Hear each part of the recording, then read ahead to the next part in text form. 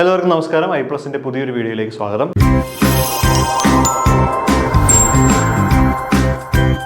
അപ്പോൾ നമ്മൾ ഇന്ന് പഠിക്കാൻ പോകുന്നത് ന്യൂക്ലിയർ സൈസ് അല്ലെങ്കിൽ ന്യൂക്ലിയറിൻ്റെ വ്യാപ്തി, അതിനെക്കുറിച്ചൊക്കെ നമ്മൾ സംസാരിക്കാൻ പോകുന്നത്. Okay, nuclear volume, nuclear radius, അങ്ങനെയുള്ള ചെറിയ ചെറിയ കാര്യങ്ങൾ. ഓക്കെ, അപ്പോൾ നോക്കാം. ഒരു അറ്റോമിക് ന്യൂക്ലിയസിലെ 6 ആരമുള്ള ഒരു ഗോളമായി പരിഗണിക്കാം. അതായത് നമുക്കൊരു അറ്റോമിക് ന്യൂക്ലിയസ്, ഞാൻ നേരത്തെ പറഞ്ഞു നമ്മളത് ലിക്വിഡ് റോ മോഡലിൽ പഠിക്കും. ശരിക്കും നമുക്കൊരു സ്പെരിക്കൽ ഷേപ്പായിട്ട് നമുക്ക് എന്തിനെ കൺസിഡർ ചെയ്യാം? ഒരു ന്യൂക്ലിയസിനെ കൺസിഡർ ചെയ്യാം. ആ ന്യൂക്ലിയസിൻ്റെ ആരം അഥവാ റേഡിയസ് ക്യാപിറ്റൽ R ആണെന്ന് വിചാരിക്കുക. അങ്ങനെയാണെങ്കിൽ ആ ന്യൂക്ലിയസിൻ്റെ റേഡിയസിൻ്റെ ഇക്വേഷൻ എന്താ? R = R0 into A⁻⁴ എന്താണ്? R = R0 into A⁻⁴ ആണ് അതിൻ്റെ ഇക്വേഷൻ. എന്താണ്? R = R0 into A⁻⁴ എന്ന് കൊടുക്കാം. എന്താണ്? R = R0 into R0 into A⁻⁴ എന്ന് എഴുതാം. R = R0 into A⁻⁴ എന്ന് നമുക്ക് എഴുതാം. R = R0 into A⁻⁴. ഇതാണ് എന്താന്ന് പറയുന്നത്? ഇതിൻ്റെ ന്യൂക്ലിയസിൻ്റെ റേഡിയസിൻ്റെ ഇക്വേഷൻ അഥവാ ആരത്തിൻ്റെ ഇക്വേഷൻ. ഓക്കെ, അപ്പോൾ ഇവിടെ 2 കാര്യങ്ങളുണ്ട്. ഒന്ന് A എന്ന് പറഞ്ഞൊരു കാര്യമുണ്ട്, മറ്റ് R0 എന്ന് പറഞ്ഞൊരു കാര്യമുണ്ട്. ഈ R0 എന്ന് വെച്ചാൽ ഒരു കോൺസ്റ്റന്റ് വാല്യൂ ആണ്, നിങ്ങൾ ഈ താഴെ കാണുന്നതാണ്. അതായത് R0 എന്ന് പറഞ്ഞു കഴിഞ്ഞാൽ R0 = 1.2 ഫെംകോമീറ്റർ FM എന്ന് എഴുതും. അഥവാ 1.2 into 10⁻⁻15 മീറ്റർ എന്ന് വേണമെങ്കിൽ നമുക്ക് വിശദമായിട്ട് എഴുതാൻ പറ്റും. മനസ്സിലായോ? ഓക്കെ, അതൊരു കോൺസ്റ്റന്റ് വാല്യൂ ആണ് R0 എന്ന് പറയുന്നത്. ഇനി A എന്ന് വെച്ചാൽ എന്താ?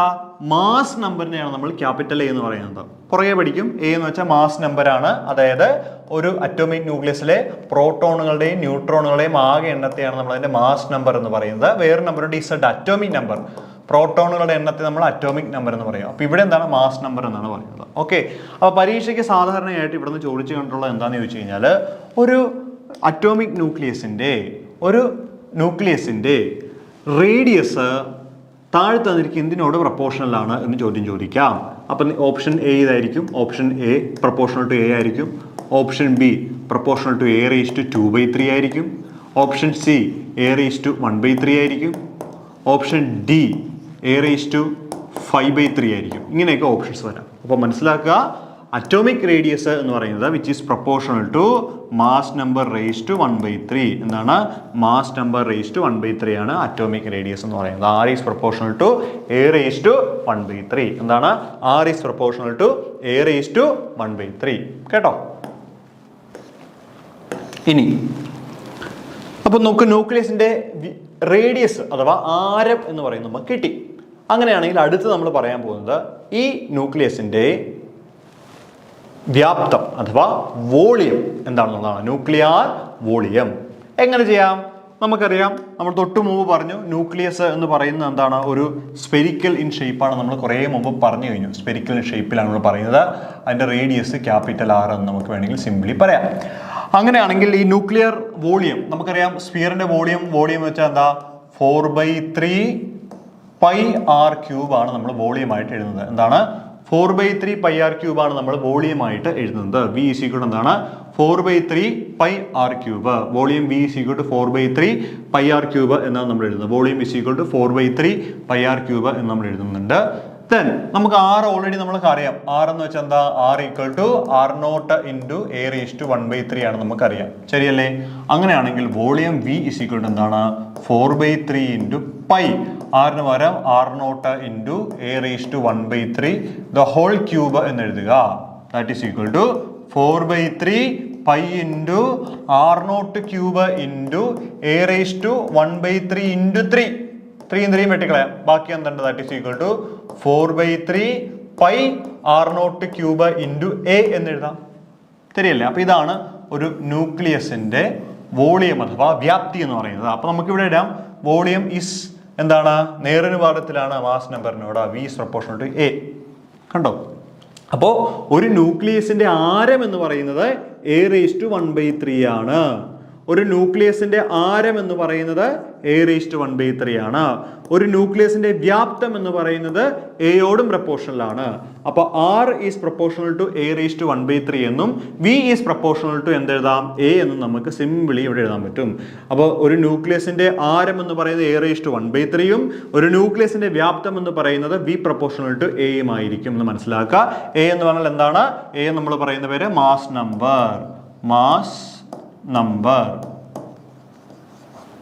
മാസ് നമ്പർ എന്നാണ് പറയുന്നത്. ഓക്കെ, ക്ലിയർ അല്ലേ? ഇനി ഒരു ന്യൂക്ലിയസിന്റെ സാന്ദ്രത കണ്ടുപിടിക്കുമ്പോൾ നമുക്ക് ജനറലി കിട്ടുന്ന വാല്യൂ ഇതാണ്. ഇതൊന്ന് കാണാതെ പഠിച്ചു വെക്കണം. ഒരു ന്യൂക്ലിയസിന്റെ സാന്ദ്രത, അതായത് ഡെൻസിറ്റി വെച്ചാൽ മാസ് ബൈ വോളിയം ആണ്. അപ്പോൾ അത് കിട്ടുന്ന എത്രയാണ്? 2.3 × 10⁻⁻17 കിലോഗ്രാം മീറ്റർ ക്യൂബ്. എന്താണ്? 2.3 × 10⁻17 കിലോഗ്രാം പെർ മീറ്റർ ക്യൂബ്. എന്താണ്? 2.3 × 10⁻17 കിലോഗ്രാം മീറ്റർ ക്യൂബ്. എന്താണ്? 2.3 × 10⁻17 കിലോഗ്രാം മീറ്റർ ക്യൂബ് എന്ന് നമുക്ക് എഴുതാനായിട്ട് പറയാം. ഓക്കെ, ക്ലിയർ അല്ലേ? അപ്പോൾ ഒന്ന് പഠിച്ചു വെക്കുക. ഈ റേഞ്ച് പറഞ്ഞു പോരുത്. 17 കേട്ടോ, സാന്ദ്രത. ഇത് വളരെ സാന്ദ്രത കൂടുതലാണെന്നാണ് പറയുന്നത് നമ്മൾ. ഇനി ഒരു ന്യൂക്ലിയസിന്റെ ഘടന എന്താണ്? ഒരു ന്യൂക്ലിയസിന്റെ ഘടനയെക്കുറിച്ച് നമ്മൾ പറയാൻ പോവുകയാണ്. ഒരു ന്യൂക്ലിയസിനെ നമ്മൾ എങ്ങനെയാണ് റെപ്രസെന്റ് ചെയ്യുന്നത് എന്നൊക്കെയുള്ള കാര്യങ്ങൾ. അപ്പോൾ സാധാരണ നിലയ്ക്ക് നമ്മളത് ഇതാണ് നൊട്ടേഷൻ ഉപയോഗിക്കുന്നത്. XZA. എന്താണ്? XZA. താഴെ Z, മുകളിൽ A. എന്താണ്? താഴെ Z, മുകളിൽ A. അപ്പൊ എന്താണ് ഈ Z? എന്താണ് ഈ A? എന്താണ് ഈ X? A എന്ന് വെച്ചാൽ മാസ് നമ്പർ. അതിനെയാണ് നമ്മൾ A എന്ന് പറയുന്നത്. എന്താണ്? മാസ് നമ്പറിനെയാണ് നമ്മൾ A എന്ന ടേം കൊണ്ട് ഉദ്ദേശിക്കുന്നത്. A is the mass number. Mass number എന്ന് വെച്ചാൽ എന്താ?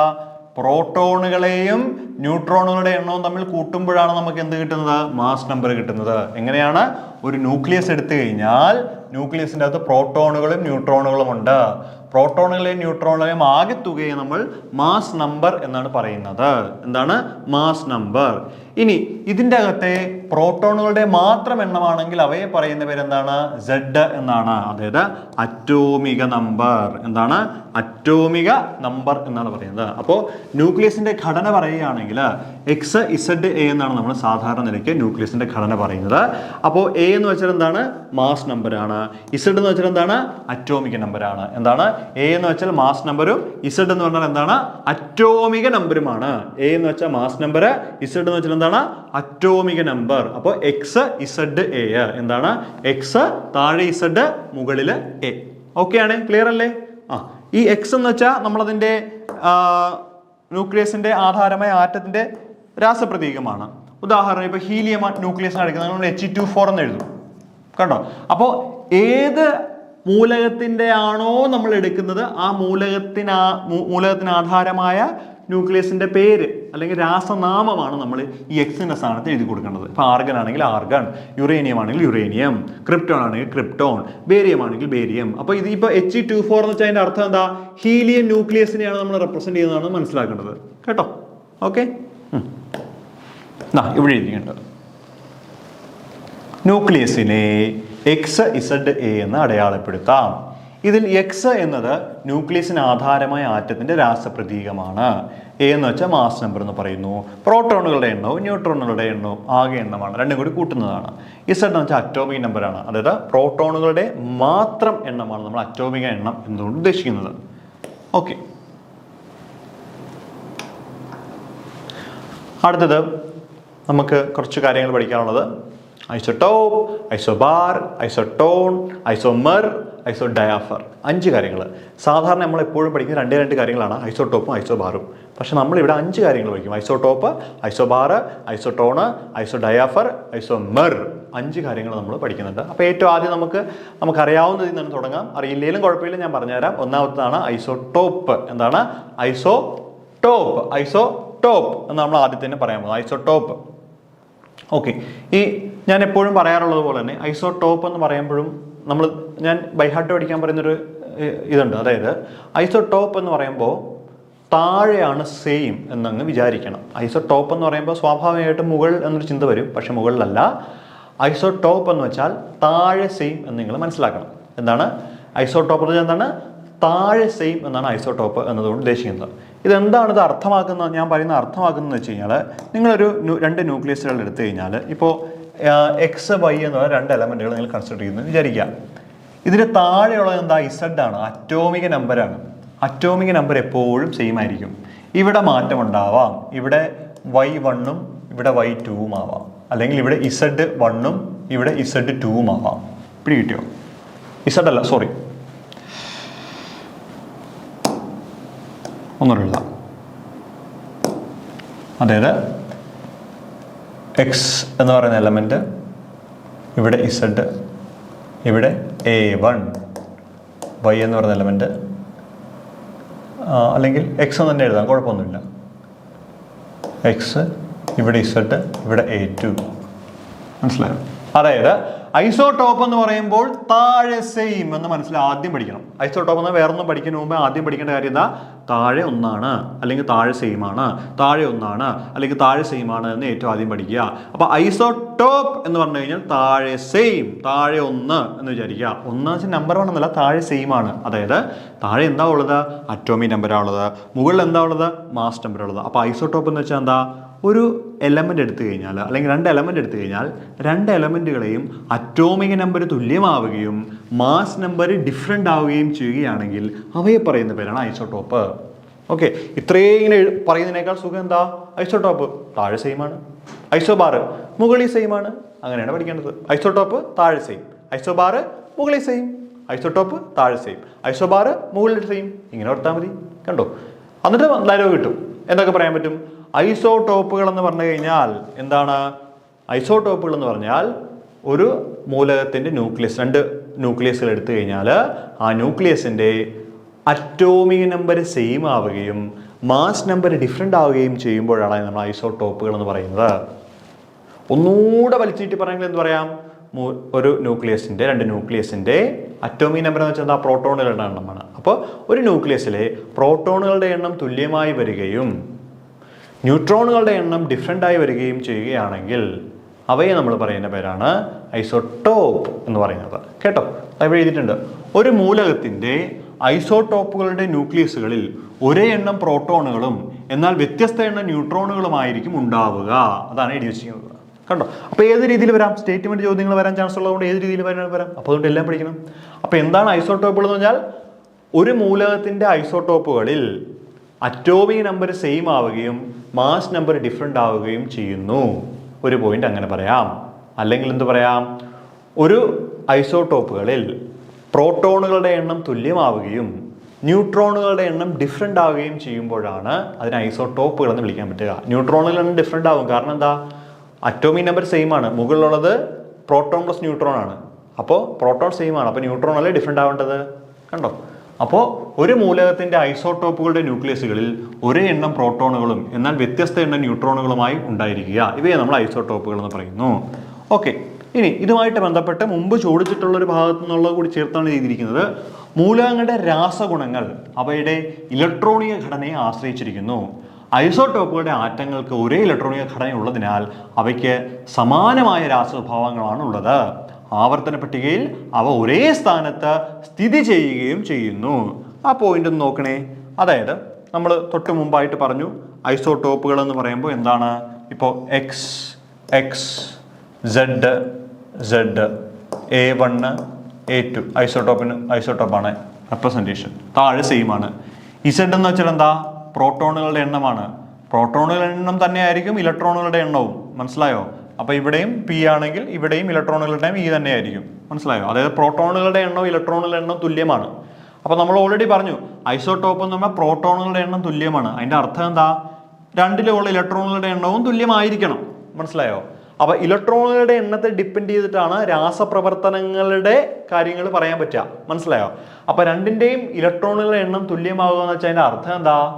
ഒരേ ഇലക്ട്രോൺ ഘടനയുള്ളതിനാൽ അവയ്ക്ക് സമാനമായ രാസസ്വഭാവങ്ങളാണ് ഉള്ളത്. എന്താണ്?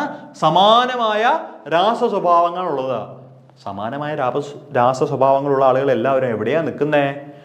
അത് ആവർത്തന പട്ടികയുടെ ഒരേ സ്ഥാനത്ത് എല്ലാവരും നിലനിൽക്കും. മനസ്സിലായോ? ഓക്കെ, അപ്പോൾ അതാണ് ഐസോടോപ്പ് എന്ന് പറയുമ്പോൾ ഇത്രയും കാര്യങ്ങൾ നമ്മൾ അതിൻ്റെ അകത്ത് വിശദമായിട്ട് നോക്കണം. Okay, isotope. ഇനി ഈ ഐസോടോപ്പുകൾക്ക് ഉദാഹരണം ആരൊക്കെയാ? ഇപ്പോൾ ഇവിടെ ഡ്യൂട്ടീരിയം, ട്രിഷിയം എന്ന് നമ്മൾ വായിക്കും. ഡ്യൂട്ടീരിയം, അപ്പോൾ ഇവിടെ താഴത്തുണ്ട് കേട്ടോ, പ്രോട്ടിയം, ഡ്യൂട്ടീരിയം, ട്രിഷിയം. ഇതെല്ലാം എന്താണ്? ഇതെല്ലാം ഹൈഡ്രജന്റെ ഐസോടോപ്പുകളാണ്. എന്താണ്? ഹൈഡ്രജന്റെ ഐസോടോപ്പുകൾ. എന്താണ്? H11 ഇങ്ങനെ എഴുതിയാൽ മതി. രണ്ട് വശത്ത് ഇവിടെ രണ്ട് ഒരു വശത്ത് എഴുതിയിരിക്കുന്നത്, അപ്പുറം ഇപ്പുറം എഴുതിയാൽ മതി. H11 ഇതെന്താണ്? പ്രോട്ടിയം എന്ന് പറയും. എന്താണ്? പ്രോട്ടിയം. ഓക്കെ, ഇനി H12 ഇതെന്താണ്? ഡ്യൂട്ടീരിയം എന്ന് പറയും. എന്താണ്? ഡ്യൂട്ടീരിയം എന്ന് പറയുന്നു. ഇനി അടുത്തത് എന്താണ്? H13 ഇതെന്താണ്? ട്രിഷിയം എന്ന് പറയും. എന്താണ്? ട്രിഷിയം. അപ്പോൾ പ്രോട്ടിയം ഉണ്ട്, ഡ്യൂട്ടീരിയം ഉണ്ട്, അതുപോലെ തന്നെ ട്രിഷിയം ഉണ്ട്. എന്താണ്? പ്രോട്ടിയം, ഡ്യൂട്ടീരിയം, ട്രിഷിയം ഇവയെല്ലാം എന്താണ്? ഹൈഡ്രജന്റെ ഐസോടോപ്പുകളാണ്. എന്താണ്?